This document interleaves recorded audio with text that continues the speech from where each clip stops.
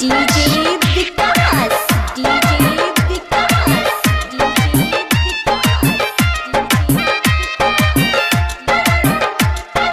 Music by Ambe recording studio Delhi.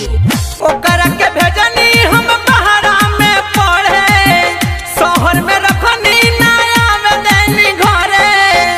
ओकर किस्मत साफा बिगड़ गइल। एगो लइका रहे साला मोर, उ साफाया वाला निकल गइल। एगो लइका रहे साला मोर, उ साफाया वाला निकल गइल।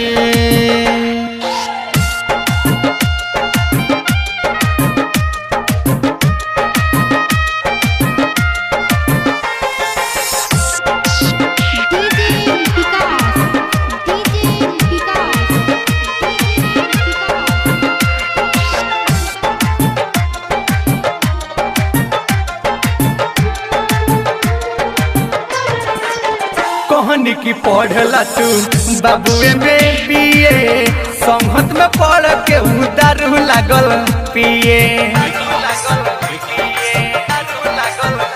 हाँ कहनी की पढ़ला तू बाबुए में बीए, संगत में पढ़ के दारू लागल पिए। करी करी कर जा हम करला भेजाई, हम नहीं जननी की ऐसन हो जाई।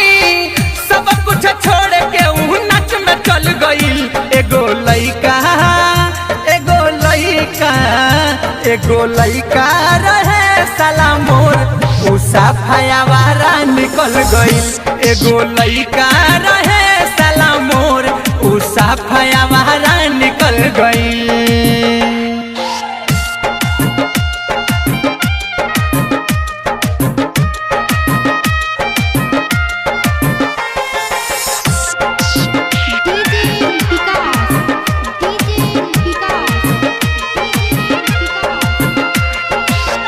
Recording studio Delhi.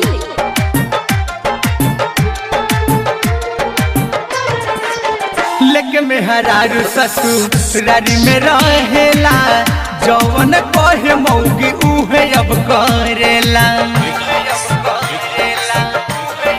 का कही लेके मेहरारू ससुरारी में रहेला, जौवन कहे मौगी उहे अब करेला। सहारा इज्जत डालत माटी में डाल हो, निर्मल योगेश का कही मंटू लाल हो। हथवा से हमारा फिसल गइल। एगो लइका